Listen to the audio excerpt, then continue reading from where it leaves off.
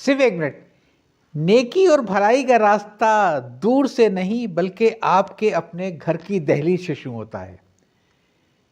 अक्सर हम दुनिया बदलने निकलते हैं लेकिन अपने घर वालों को भूल जाते हैं।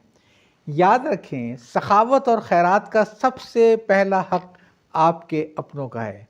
अगर घर में सुकून नहीं तो बाहर की खैरात सिर्फ एक नुमाइश है।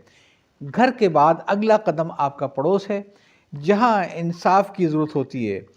अपने पड़ोसी के दुख सुख का ख्याल रखना ही असल इंसानियत और ईमान है। इंसाफ का मतलब सिर्फ अदालत नहीं बल्कि अपने पड़ोसी को उसका जायज़ मकाम और हक़ देना, ये भी इंसाफ है। जब हम घर में मोहब्बत और पड़ोस में इंसाफ बांटते हैं तो पूरा मुआशरा गुलिस्तान बन जाता है। हमें दूसरों पर उंगली उठाने से पहले अपने अमल की दुरुस्तगी करनी होगी। एक अच्छा पाकिस्तानी वही है जो अपने घर में शफीक और अपने महल्ले में मुनसिफ हो। आज से अहद करें कि भलाई का दिया अपने घर में रोशन करेंगे, क्योंकि जो चिराग घर में रोशनी नहीं देता वो महफिल क्या रोशन करेगा।